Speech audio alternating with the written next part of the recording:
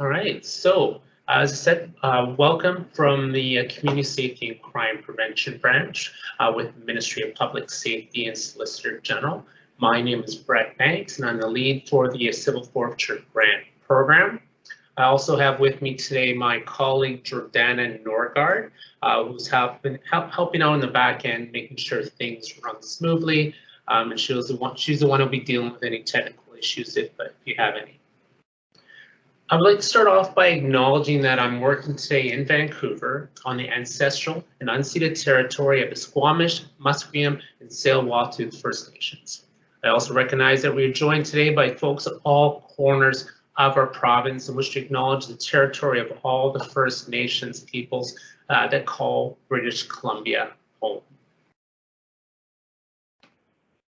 So I want to start off by just giving you a kind of overview of the agenda for today. We're going to, as I said, just go over in general, give you some knowledge of the grant program and the civil forfeiture process. We'll then go into the funding streams and criteria, a review of the application sections, some helpful tips, touch briefly on COVID-19 and its impact on the grant program. Also touch briefly on how funding decisions are made, timelines for the grant process, and then leave sufficient time for you to ask any questions that you may have. So, and just one thing that usually comes up is that you're not going to see much else in this presentation that's not in the guidelines. We go out of our way to make sure that the guidelines are as thorough as possible so that any questions you may have or anything you may need to know about the grant program, you should find in the guidelines, okay? That's why we'll always reiterate that you gotta read through the guidelines carefully through every page, every aspect of the guidelines before you start completing an application. And also note, there is a capacity through this MS team to use live captions. If you're having any problem hearing me or whatnot, you can use the live caption function through MS Teams. So, so the Civil Forfeiture Office is based in Victoria, and since 2006, they've been working under the Civil Forfeiture Act. They work to remove the tools and proceeds of unlawful activity, and then they use those proceeds to then fund all internal costs.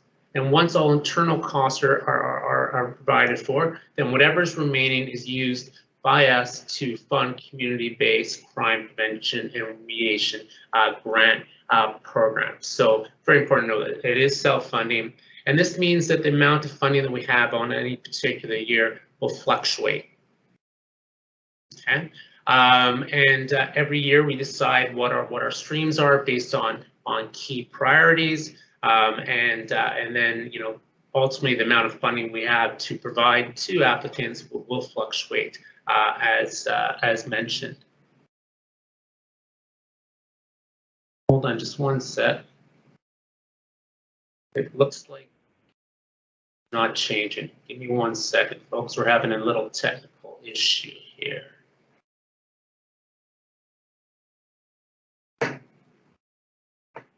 There we go. Now it's working. Sorry about that. Just to note, every year we ask for feedback from applicants, and we use that feedback to reflect on the year that was, make any changes to make sure that the program works better for you and whatnot. And a couple of things that always come up is people always ask, is it possible for multi-year funding?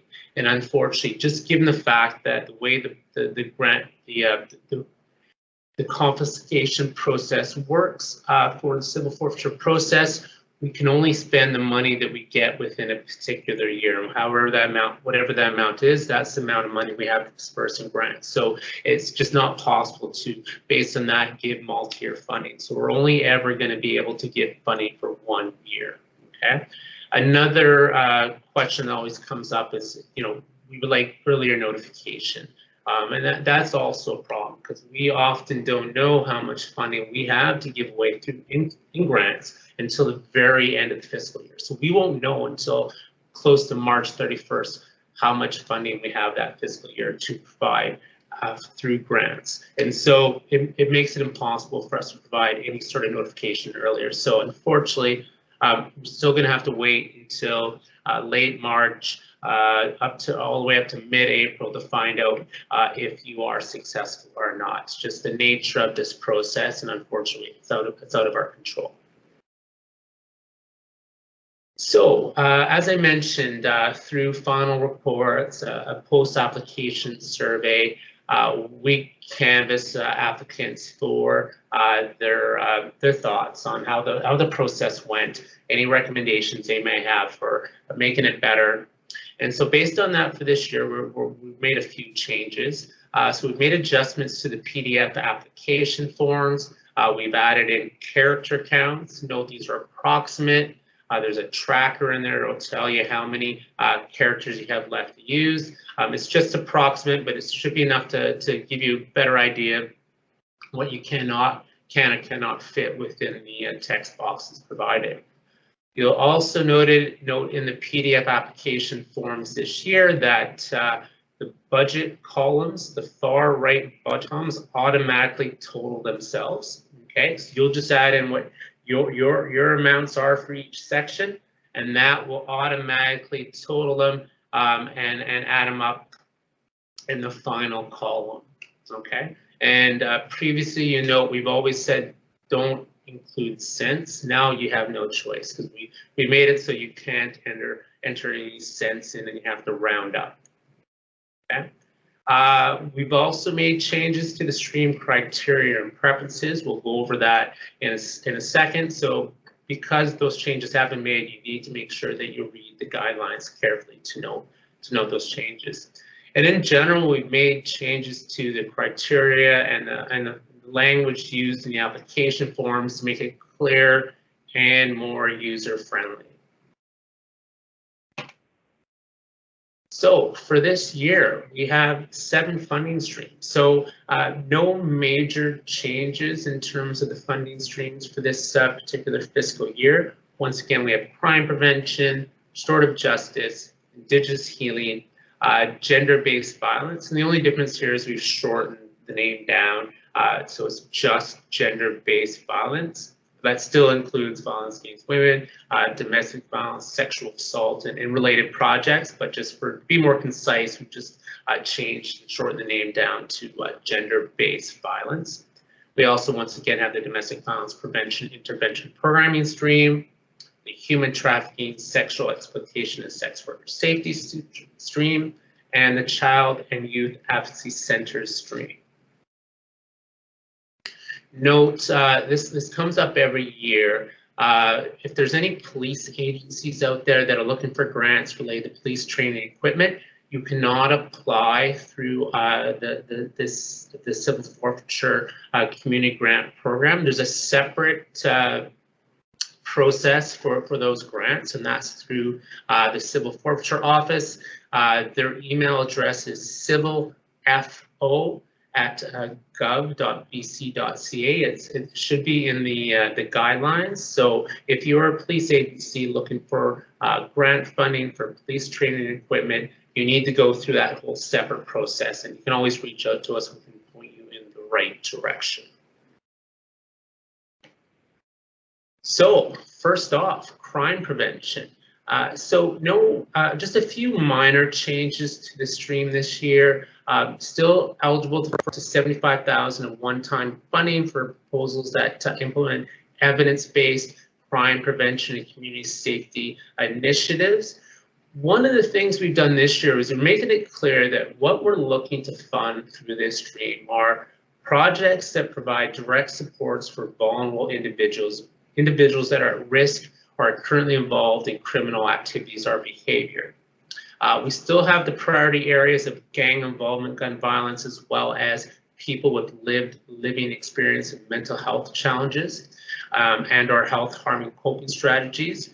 However, what we're really trying to get away from this year is that we're not funding any proposals that are related to police enforcement, criminal activity monitoring, or any general awareness campaigns. Okay, these will not be considered. All right, so just want to make that really clear, because every year we get applications that kind of are more on the crime reduction, criminal activity monitoring, those general wellness campaigns. We're not focusing on those projects this year. We're really looking at projects that are getting at the root causes of crime and directly looking at ways of helping individuals who are vulnerable to vulnerably are currently involved in the criminal lifestyle. Restorative justice. So this stream provides one-time funding of up to $40,000 to support or enhance current restorative justice program delivery. Now the key here is current, so you must be a current RJ service provider to apply under this stream. This includes community accountability programs, Indigenous justice programs. You cannot be a new program. And the funding range of what you can apply for is fairly broad within this. It can be capacity development, participant supports, and supports related to victim re-traumatization, awareness building, partnership development, and service delivery. And like previous years, proposals should not or cannot focus on power-based crimes. Okay. Now, the next stream is Indigenous healing. So the stream will provide $30,000 of one-time funding for proposals that will address healing of Indigenous peoples from the impacts of intergenerational trauma, crime, or victimization. Okay, it's very important if you're applying to the stream that your project must focus on healing approaches that are reflective of and are aligned with Indigenous culture and worldviews. Okay. Whether that's healing for the individual, the family, the broader community, so the emotional, mental, physical, and spiritual aspects of healing, or other culturally identified practices. Okay. We do note that preference may be given to proposals from Indigenous organizations. However, that definitely does not exclude non-Indigenous organizations. However, if you are a non-Indigenous organization, you need to make it clear in your proposal that you have collaborated and have worked with Indigenous partners both in designing the project and that you will continue partnering and working with them as you implement the project. So just very important that you make that clear in your application. We now have gender-based violence. So the stream provides up to $30,000 in one-time funding to proposals that will develop or enhance culturally relevant, culturally safe, and trauma-informed responses to gender-based violence, including violence against women. So you'll note here, previously we had the culturally relevant, culturally safe, and trauma-informed as a preference. Now we've moved that up, and that should be the main focus for any project under this stream. That should be where relevant, culturally relevant, culturally safe, and trauma-informed. So it's no longer a preference; it should be a core of any proposal under this stream. And projects may include under here projects focused on domestic violence, intimate partner violence, unwanted sexual behavior, and/or sexual assault. Now we do have some preference for the stream, so we may provide preference for projects that focus on the unique needs of Indigenous women and girls, 2S LGBTQIA+ people, racialized survivors, as well as survivors with disabilities. You'll note previous years our preference was only focused on Indigenous women and girls, so we've expanded that slightly. Note that projects that focus on those who commit violence in intimate partner relationships are not eligible for funding under the stream. You may be able to apply under the Stream 5, which we'll go into in a second, which is a domestic violence prevention intervention programming stream. And as you'll note in a second, that stream has very specific criteria that you need to meet to apply for funding. Stream 5, domestic violence prevention intervention programming. So this stream will provide one-time funding of up to $30,000 for direct delivery of domestic violence prevention intervention programming. So as I mentioned, the stream has very specific criteria. If you don't meet this criteria, you won't be eligible for funding and you will not be successful. So please make sure if you're thinking about applying under the stream that you read the criteria very carefully and make sure that your proposal aligns with it, okay? The funding will need to support organizations that presently deliver domestic violence prevention intervention group programming. So so you must have had at least one program cycle in the past 24 months. This cannot be a brand new program. And it must be delivered prior to the charge, conviction, or sentencing stage of the criminal justice process. Programming must contribute to the safety and well-being of victims who have experienced or are at risk of experiencing domestic violence. And to be eligible to apply into the stream, you have to be a not-for-profit or Indigenous organization based in BC. Some mandatory criteria for the stream. The program must be culturally relevant, safe, and trauma-informed. There must be a structured, pre-planned curriculum with learning objectives and program outcomes. It must be delivered in a group setting and must be delivered by one or more qualified practitioners. This could be an elder, counselor, facilitator. And these practitioners must understand the potential challenges and successes in working with those who have a history of domestic violence. And we do have some preferred criteria for this stream. Prioritize and emphasize the values of anti-violence work and the safety of victims and children in all aspects of program delivery. Proposals that use an eclectic approach drawn on a blend of theoretical foundations. We want to see careful screening and intake assessments that determines the suitability and or readiness of applicants. And also proposals that recognize the nature of domestic violence and that it requires a focus on prevention of relapse, sustained behavior change, and prioritize client retention and continued supports for clients after the program ends. And please, for this stream, look closely in the guidelines on page 22, and we may preference projects that incorporate the topics listed there. Next up, stream 6, human trafficking, sexual exploitation, and sex worker safety. The stream provides up to $30,000 in one-time funding for culturally relevant, culturally safe, and trauma-informed proposals that address issues related to human trafficking, which may include labor trafficking as well, sexual exploitation, sex worker safety, and exiting from sex work in communities across BC. So just like the gender-based violence stream, we've moved that culturally safe, trauma-informed aspect up from the preference and added it into the general eligibility criteria. Sexual exploitation, this can include, but is not limited to, a focus on helping individuals that are coerced or lured into the sex trade, including the trafficking of children and youth for the purposes of online exploitation.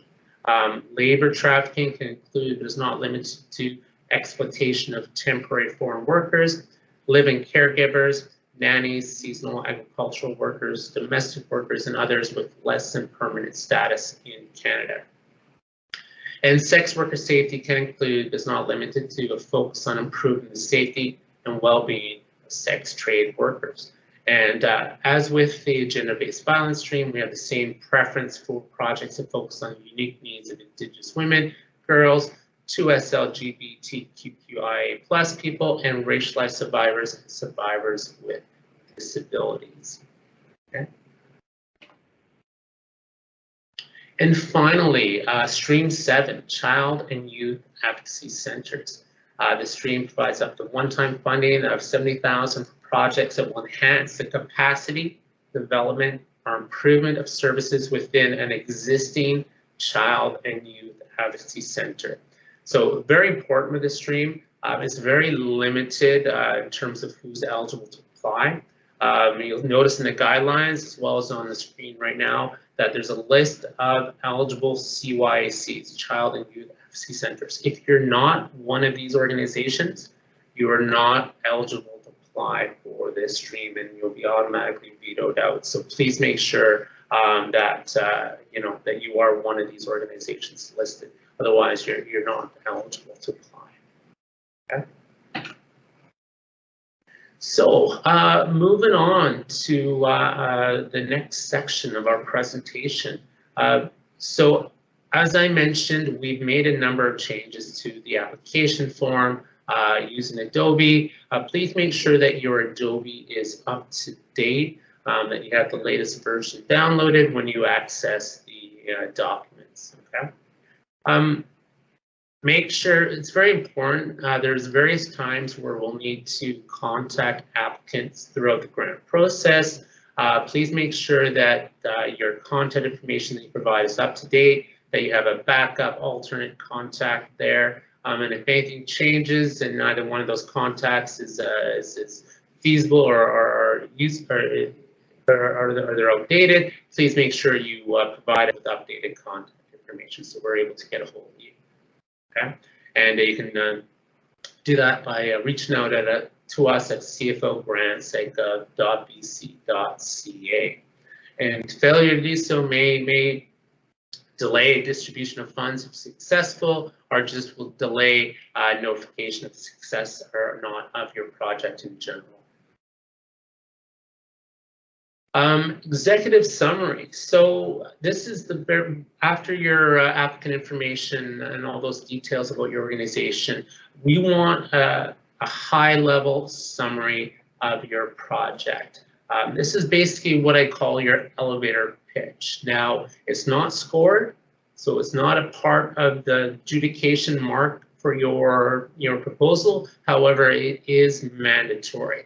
And it's a good exercise because, as I said, it allows you, if you're in an elevator and you had to quickly describe to someone your project, that you can do so in a very concise manner, okay? And I really recommend that you leave this to last. So after you've completed your entire proposal, then complete your high-level executive summary. We're looking for things like the project name, what the project's trying to achieve, who the project is, who are the participants for the project, and why was this portion of the population chosen, and what activities will be implemented with those participants, if relevant.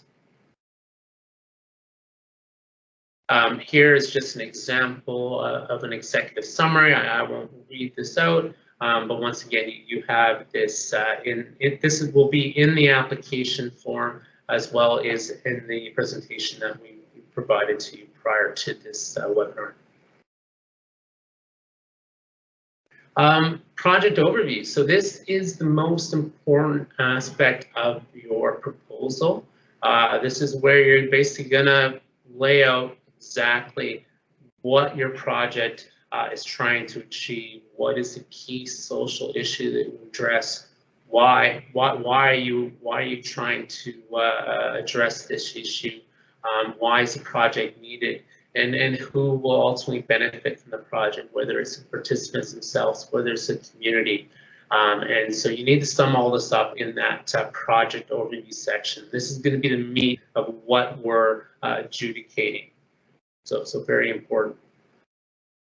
What is the end goal of your project? When your project is all said and done, what is the end goal? What are you ultimately trying to achieve with your project? What is that key social issue that you will address, and what is its benefits to both the participants and the community? And when it comes to the need, as I mentioned, we, if possible, wherever possible, please provide any evidence, whether it's research, data, it could be anecdotal, because often there isn't research or data available, and that's fine, we do understand that. And if that's the case, there could be anecdotal evidence that kind of really helps demonstrate that need in your community, whether it's through media sources or whatnot. And then who will benefit? And you know, this is a very, very important aspect of the project overview section. You know, who are the intended participants? What's their demographic, their gender, their ethnicity, their age? Why are you focusing on these participants? How will you identify them and how will you attract them? How will you get them to participate? How many participants will be included? Will there be multiple groups or intakes of participants? How long will they be engaged in the project? And often, most importantly, what supports will you provide them? So often if you're dealing with a vulnerable group, there may be supports that are needed to allow them to be successful in participating in your project. But once again, it's all relevant to the type of proposal that you are submitting. And a lot of you will be familiar with the idea of SMART, and we really recommend that you review the SMART process and use it to support the development of your proposal. I won't go too in depth into this for this session. We provide a link in the presentation. You'll find it on one of the final pages. There's a few other resources. We'll go into those in a second, and they will provide you with a good overview of the SMART lens. It's about being specific, measurable, achievable, relevant, and trackable. And you know, if what you're trying to do fits within these 5 SMART aspects, then you know you have a good chance of being successful. Now, in terms of project activities, so this portion of the application is very important because it basically provides us with a blueprint for the implementation of your project. So in the project overview, you've kind of given us that overview of what you're trying to do and why. This is kind of the how. Okay, it's like a recipe that you're gonna lay out, and by doing this step, this step, this step, you're going to be able to implement your project. Okay, and once again, as I mentioned earlier, we're looking to see an evidence-based approach when developing your activities, and you know, use bullet points here. It allows you and allows us to kind of quickly see those steps in a step-by-step manner. So please use bullet points if possible.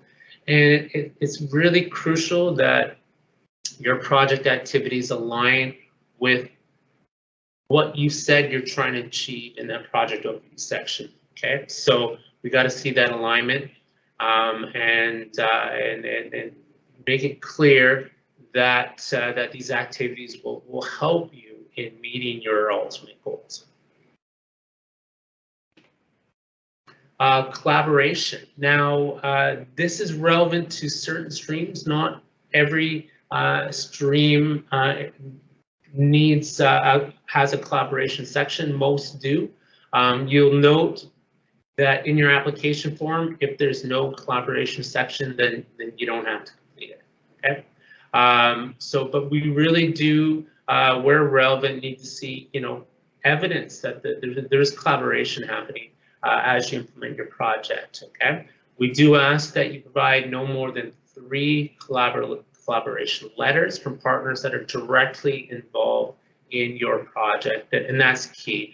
Every year we get applicants who will send 5, 6 letters from different individuals from the community who are supportive of the project, which is great, but that is not what we're looking for here. We're looking for letters from partners that are going to be directly involved. They're going to have a role to play in this project. And within the section of the application form, you have to tell us what the role is.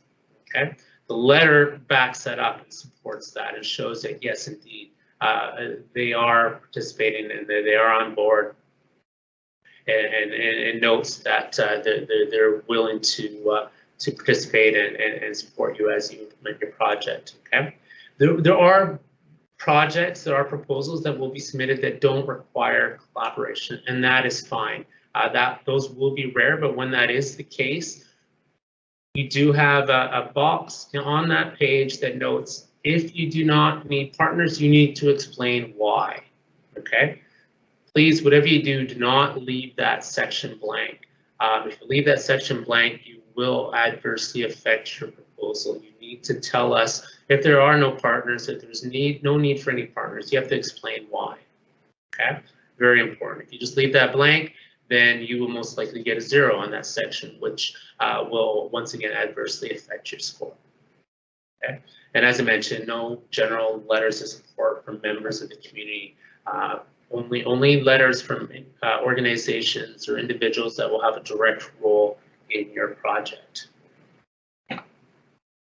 And also, going back to the letters, just make sure that you reach out to those partners ahead of time and make sure you have those letters well in advance so you can submit everything as one package. We'll go into that again in a second.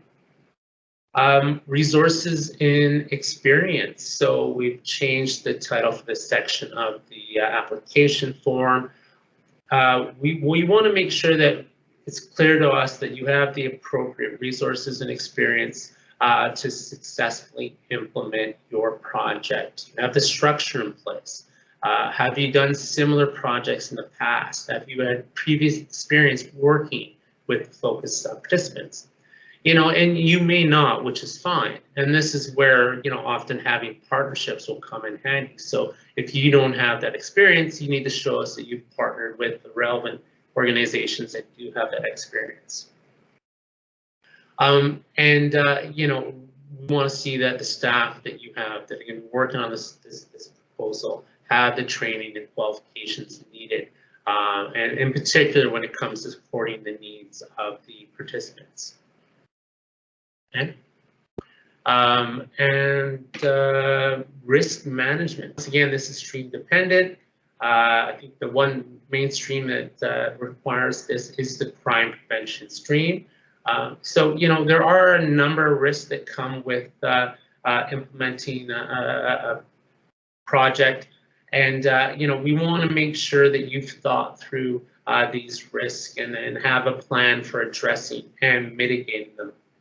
Okay. We provide here a link where to a resource that you can use to do your own risk analysis for your project.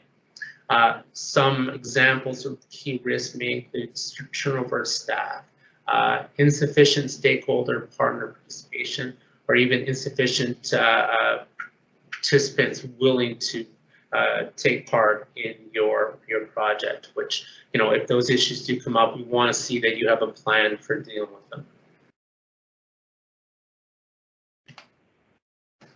Budget. So we are stewards of the public dollar, so we really want to see reasonable, detailed budgets that are good value for money, which basically means that the scope and the reach of the project you know, aligns well with the amount of funding requested. Okay. Another key thing when it comes to the budget, as I mentioned, is detail. So we want to see as much detail as possible, especially when it comes to salary expenses, whether it's by hours or wage, number of weeks, or whatnot. Please make sure that you provide sufficient detail so we know exactly how our funding will be dispersed, how it will be spent. Okay, if we see a large amount for a very broad category, that is a red flag for us, and so you need to, as best as possible. You know, we do understand that you don't want to get too minute details, so you just got to use your judgment. But any large amounts that are under a very broad category most likely need to be broken down. So please try your best to break it down as best as possible, provide as much detail as possible.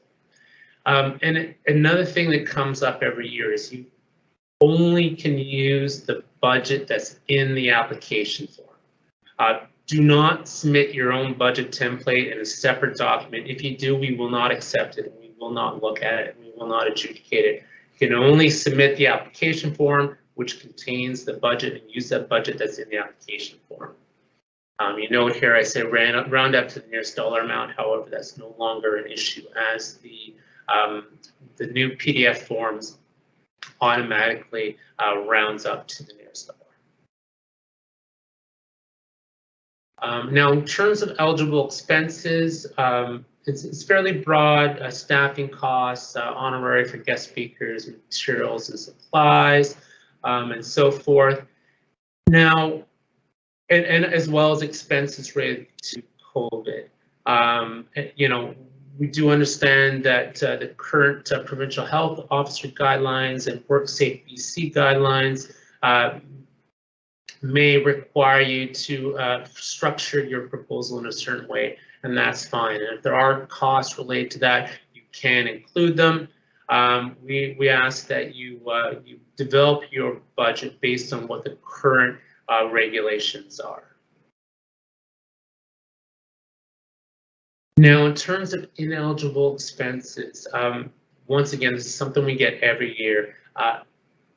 No general capital expenses. So anything, no computers, no laptops, no large equipment purchases for items that can be used beyond the life of the proposal. We're only looking to fund for the length of your project for that year, and so that's a key way of looking at it. So if you're saying, okay, we need laptops for all our participants, then that's something that we're not going to be able to fund. Okay, you would have to find funding elsewhere for that. So just keep that in mind as you're developing your budget. Okay, and it's very important that you make sure that your budget expenses. Remember, I mentioned that your project activities need to align with your project overview, but then furthermore, they need to align with your budget. We want to see expenses in your budget that don't align with the activities that are listed in your project activity section, and also don't align with what you're ultimately trying to achieve and how you express that in your project overview section. So we want to see that clear line between your overview, your activities, and your budget. They all must line up, okay? Here we just have an example budget. This is just an example, especially to see in terms of the staff, salary expenses. Make sure you list if there's any benefits involved. Here we show $20 an hour, 18 hours per week for 26 pay periods. So it's clear exactly how the staff expenses that are being requested, how they're broken down. Okay? So just as much detail as possible is kind of the rule of thumb to go with. And then your declaration. So this is very important that that you have your signatory sign this page.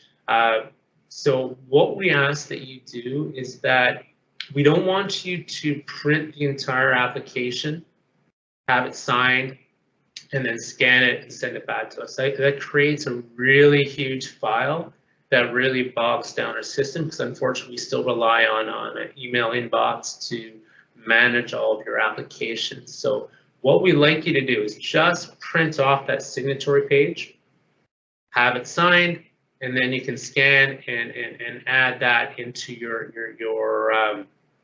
with the rest of your application, send it all in together. Okay, but that's if you try and scan, print off and scan the entire application, it makes for a really large document that really bogs down our system, and no one's happy. Yeah, so you can. We've taken out the Adobe digital signature function that we had last year. That caused some issues. If you do have a digital electronic signature, you can add that in. However, we recommend that you just print off that page, physically sign it, scan, and then send it. So now I just want to go over some tips to kind of help you as you're completing the application, and I don't want to sound like a broken record, but please read the application guide. It happens every year where people submit an application and they include something they were asked not to include. If they've read the guidelines carefully, they would have noted that and they wouldn't have submitted it. And often that could lead to you being disqualified. So it's very important that you read the entire guidelines, not just the section related to your particular stream that you're applying for. Okay, choose a stream that best fits your project, because often you'll see there be a case where there's some proposals that seem like it could fit under both. However, you know, ultimately your ultimate end goal should align with the criteria for that stream. Okay, so please make sure you review carefully. You know, we want to make sure that your organization is eligible to apply, so please make sure you review the eligibility criteria carefully. There are a few streams where it's a very limited number of organizations that are able to apply, so make sure you please review that carefully and make sure that you don't ask for more funding than what is allowed for each stream. That happens every year, so just please make sure that you carefully review the guidelines. And also do not include any links to websites or other external documents. These will not be considered. That character count, that's all you can include. You need to be very concise and whatever you need to say, fit it in there. If you have more to say, then you're going to have to find a way to be more concise and try and trim down some of the excess language in order to get in under the limit. So yeah, once clear, concise answers are key. So multiple edits, I think, is the key. So you know, you're going to want to go over your application multiple times to rephrase, refine, and you know, I always recommend that you have multiple eyes review your work, have multiple people within your organization review, do a grammatical check. And make sure everything is clear. Just don't count on one person, because that will not be sufficient in order to catch everything. Okay, and review your budget multiple times as well to make sure all your numbers add up, which they should now with our new self-totaling budget. Yeah, make sure before you send in that it's complete, that everything's there. You know. Make sure if you're still waiting on support letters, do not send in your application until you receive the support letters. And once again, make sure you've reached out to your partners ahead of time and get them working on those support letters in advance so that you have plenty of time to combine them all into one document for your application. Okay, and yeah, just you know, don't leave it to the last minute. You know, you want to leave yourself sufficient time to draft, revise, and complete. And at any time, if you have any questions, please reach out to us at cfogrants@bc.ca. Now, I mentioned COVID-19 pandemic. So eligible expenses can include those related to ensuring the safe implementation of the project during COVID.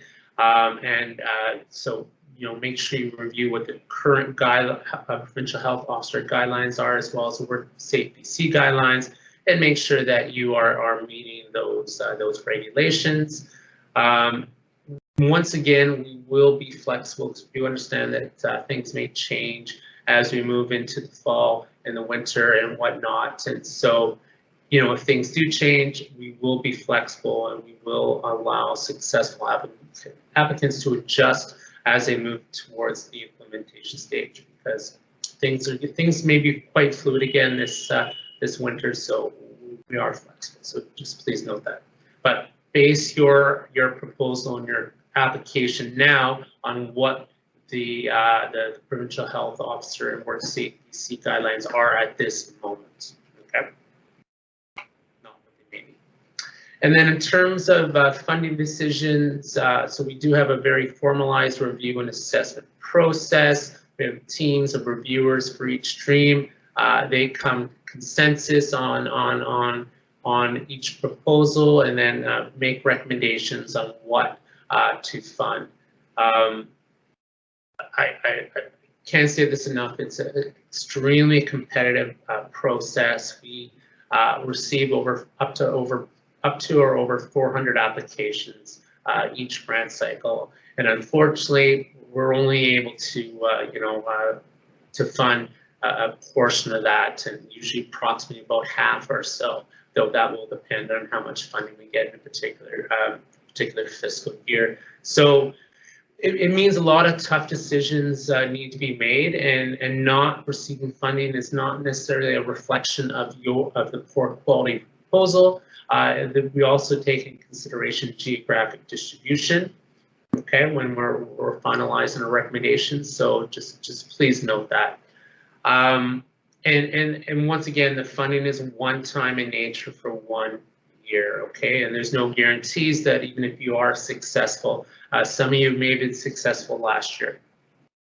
You got to go back in the pool and apply along with others who did not apply previously. And there's no guarantees that if you received funding last year, that you will receive funding again this year. So we just make sure that that everyone is aware of that as they develop their applications. And so that's why I always say that you want to consider other financial sources to help ensure the long-term sustainability of a project where possible. Okay, it's just the unfortunate nature of this this grant program that we are heavily subscribed, and we do have very limited funding.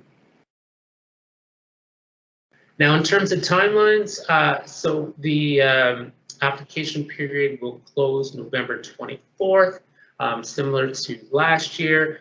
Make sure that you submit your application no later than 4:30 p.m. Pacific Standard Time. So very important, this is Pacific Standard Time, and any applications received after 4:30 p.m. will not be accepted, okay?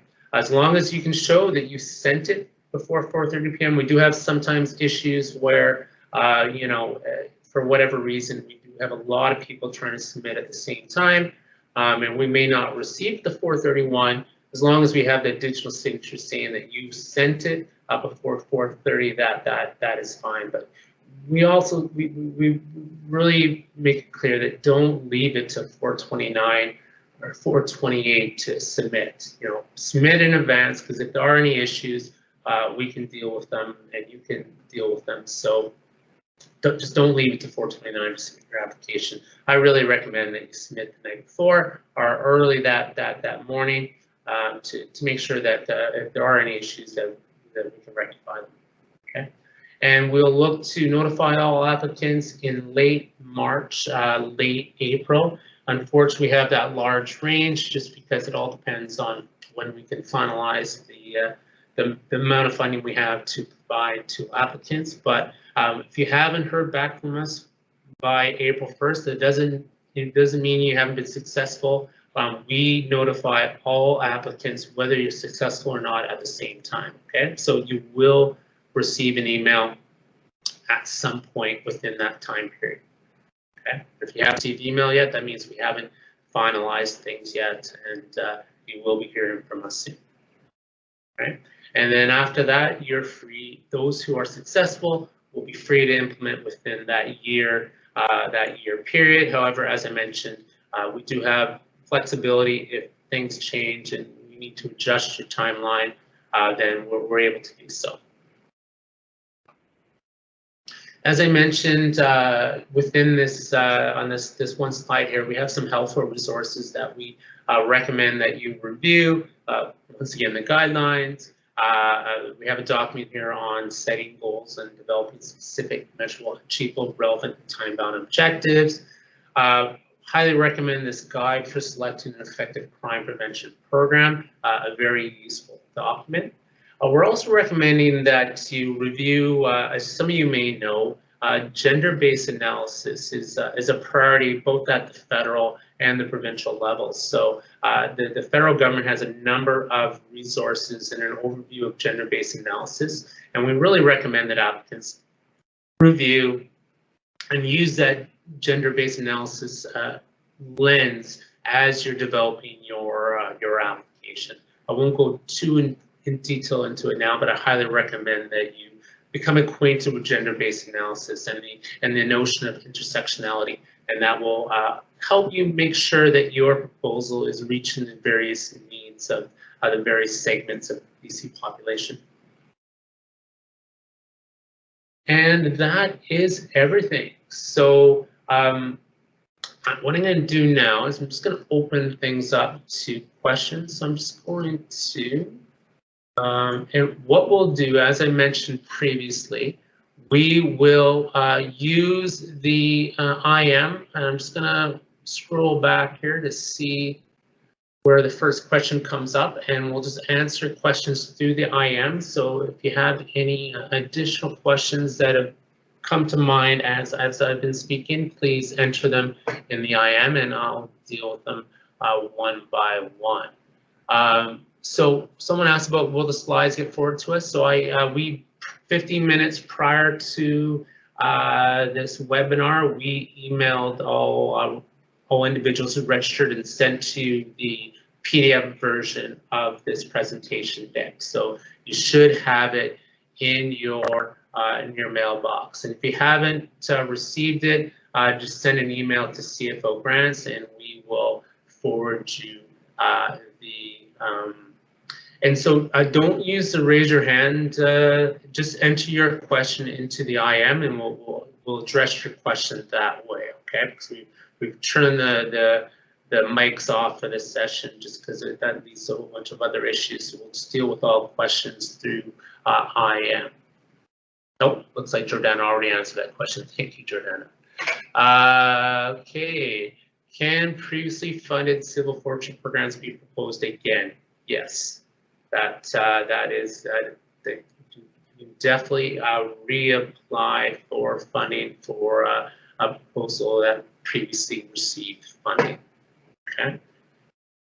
Can one organization submit applications for more than one project under the same stream? Well, technically you can. I wouldn't necessarily recommend it, but it's up to you. Because we have such limited funding, there's no way we're going to be able to, most likely not be able to fund more than one proposal for one organization. But there is technically no rule stipulating that you can't submit multiple projects for the same stream. However, you may be better off just doing a concerted effort on one or two. There is a rule against you cannot submit the same proposal to different streams, so that's very important. Okay. Next up, yes, you can apply for more than one stream, but not for the same project. Okay, it must be for a different proposal. You cannot, apply to different streams for the same proposal. What if two organizations are partnering and one is an existing RJ service provider and the other is developing that capacity? The applicant has to be the existing RJ service provider. The other organization could be a partner with them, but the main applicant, the organization asking for the funding, who's going to lead the project, must be the existing RJ service provider. Okay. We have another question here. GST is not required for healthcare providers. As such, we don't have a GST number. If not a GST number, you should have a business number, I'm presuming. I think you'll need either a business number or a GST number in order to receive funding for us. So if you don't have either, you may want to look into obtaining them so that if you are successful, we'll be able to get that information from you. If you don't have it when you apply, it's not the end of the world. If you are successful, we'll probably have to come back to you to get that information if you are successful before we can release the funds. Would a camera for forensic photography for imagery of patients who have experienced violence be acceptable? That, once again, yes, that would be considered a capital expense office equipment that we would not fund. That would go beyond the the time period for the project. And so yeah, we would not be able to fund that. That would not be eligible. Is there a website that shows what other projects have provided and to who in the past couple of years? Yes, if you go to our Civil Forfeiture Grant Program webpage, that was in the original email that was sent out, as well as in the information bulletin. If you scroll to the bottom of that page, for the last 3 or 4 years, I think it is, they list all the proposals that were funded. Once, I wouldn't necessarily use it as your guide. The criteria has changed over the years, and so what we're looking to fund will change from year to year. So that'll give you an idea of some of the projects we've funded in the past, but I wouldn't use that as an ultimate guide for deciding what you're going to submit. Can you provide examples for different streams? This is from Olga. I'm not quite sure what you mean by that, Olga. If you want to maybe clarify that by providing a little more detail in the IM, and I'll. So the deadline is November 24th, okay, at 4:30 p.m. Okay. Oh, looks like we have. Thank you for those of you who are helping answering these questions for me in advance. It's greatly appreciated. And so all applicants, whether you're successful or not, will be notified late March to mid-April. Once again, we can't give you an exact date. It's all going to depend on various factors, but you will receive notification one way or the other, whether you're successful or not during that period. Okay. And then once you've received notification, you're free to implement right afterwards. Okay, even if you haven't received funding yet, once you've received notification from us that you have been successful, you're free to go ahead and start implementing, and then the funding would start flowing to you shortly afterwards. We have another question here. Can we apply for and be funded under more than one stream? Once again, yes, but not for the same project. If so, is there a limit to the number of streams, the total amount of money per organization? Technically, there isn't. However, once again, because we have very limited funding and we are so heavily subscribed, that the chances of you receiving funding from multiple organizations is not good. So, you know, really recommend that you don't do a scattershot technique where you apply for a dozen different grants and hope you get one. You know, diluting it like that probably most likely will not be beneficial. But there is no rule stipulating that you cannot submit multiple projects, multiple proposals. You just can't submit multiple proposals for the same project. Okay. So the slides, there's no website for the slides. If you haven't received them, just send an email to the cfogrants@gov.bc.ca email address, and we'll send them. But if you registered for the webinar using your email address, you should have received it. If not, we'll get it to you through if you send us an email. Do we receive a confirmation that our submission was received? So we do have automatic message that will send out a message. If you send in multiple applications, I think the automatic message only goes out once. So we'll try our best to send a follow-up email for if there are multiple applications.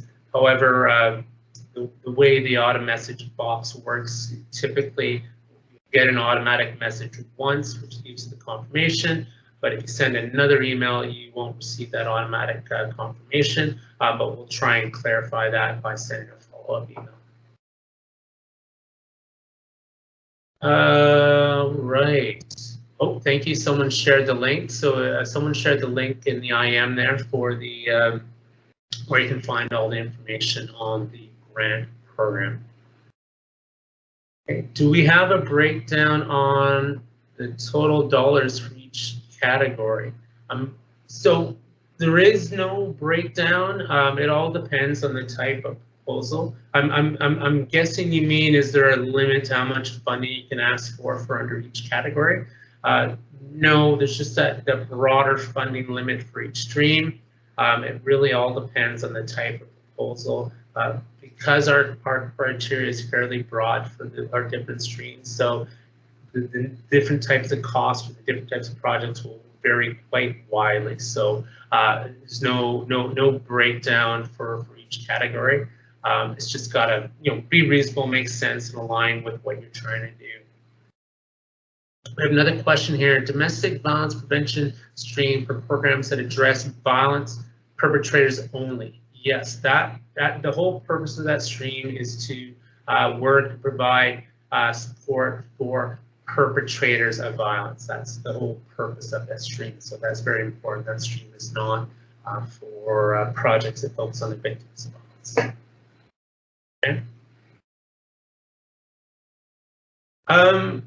And no, it doesn't necessarily refer to only domestic violence. Yeah, that's it can be emotional or mental abuse as well. Well, unfortunately, I can't provide you examples of projects for each stream, Olga. Once again, if you go to the website, you can look at some of the proposals that were funded under different streams last year. Once again, we're really looking for proposals that focus on vulnerable individuals that are either victims or are at risk of being involved in a criminal lifestyle and human trafficking and whatnot. And so we're looking at really targeted interventions, but it could be a wide range of interventions depending on the issue you're trying to address. I said you can look at proposals from previous year. Just make sure that whatever you're trying to do aligns with the criteria that's noted in the guidelines. Another question here, can we add admin expense to the other column? So when it comes to admin expense, I think there should be there's definitely a column that you can add in there, and if you can add it under other if need be. Yeah, once again, you want to keep your admin expenses to minimum, but we do understand there is an administrative cost to implementing any project, so definitely include that as needed. Another question here, does each stream offer up to each amount per applicant? So yes, that's per project, per proposal. So if you're submitting an application for a proposal to implement a project, you cannot ask for more than $75,000 for that particular project, that proposal. Okay. Another question I was asking, what was the aggregate totals for each category? I think if you just want to send an email, this is from the OFC Executive Director, still not quite sure what you mean about aggregate totals for each category. There is no necessary limit for each category in terms of what the total amount of funding is in your request, if that's what you're referring to, but I'm not quite sure. So if you want to maybe send a follow-up email, we can try and provide a little more detail in the email in terms of what you're trying to ask there, and we'll try and get back to you. Okay, there's no limit to how much is allotted for each category. It's just the overall limit of what you can ask for. So you can ask for 40,000. How that 40,000 is broken down by category is up to you in terms of what's needed. It all depends on the type of proposal, and some proposals may require nothing but salary expense in order to implement them.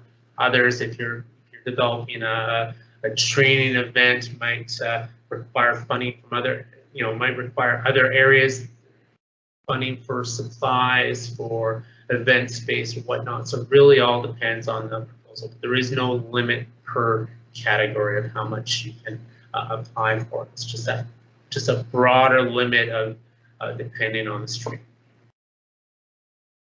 Okay, hope that answers your question. All right, are there any other questions? I've kind of gone through all the questions in the IM. Still have a little bit more time if anyone else has any questions. So yeah, if you're asking about the total amount for each stream, that's clearly noted in the guidelines. There's a separate page for each stream which says how much is the total funding available for that stream. But I think this individual is referring to the various categories where the salary expenses or whatnot, and there are no limits within the different categories, but it's just the overall amount for each stream. And that is clearly noted in the guidelines. So just go to the criteria for a particular stream, and it will clearly state there how much funding you can ask for up to for that particular stream.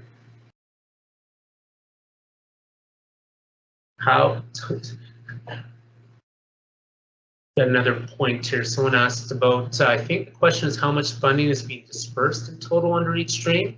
If that is, okay, there we go. Someone finally got to the bottom of it. We don't know. We don't know how much funding will be allocated to each stream.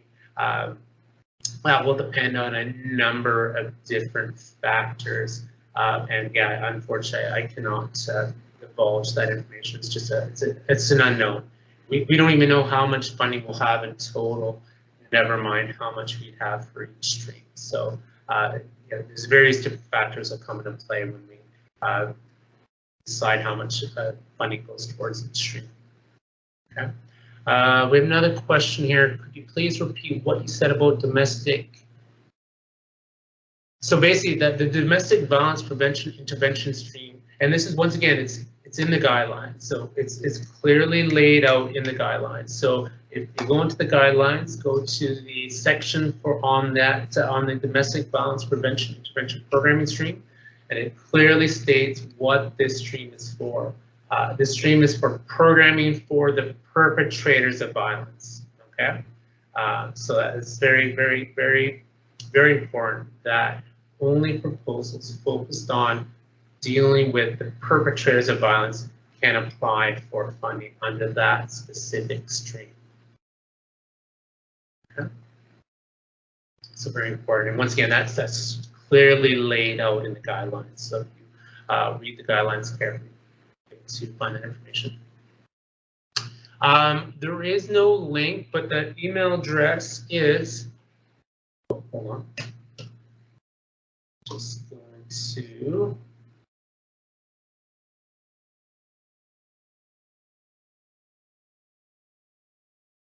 give me 1 second, just find that email address for you.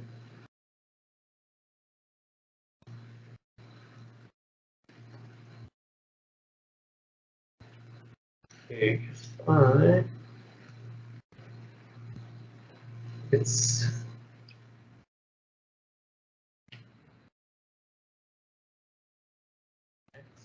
civilfo@gov.bc.ca, and this information is also on our web page. So if you scroll to the bottom of the web page, or not quite the bottom, but after the information on this particular program, the information on reaching out to the individuals who are responsible for the police equipment training grants, you can find there. It looks like Jordana already shared that. Great, thank you, Jordana. I was a little slow there, but you can also email them at that address and they will forward you an application form. Okay. All right, we're at 2:11 right now. Any final questions? It is open now as well, so you should be able to. I would just reach out to them and then they can help you out.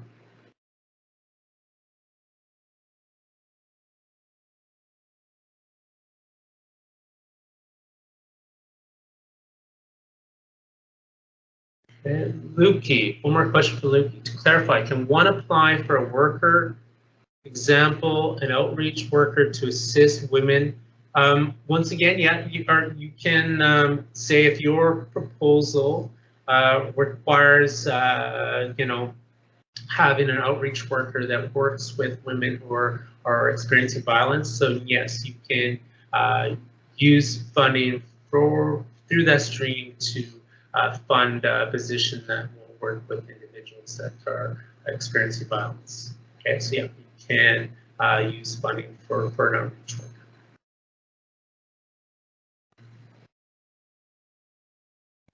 No problem.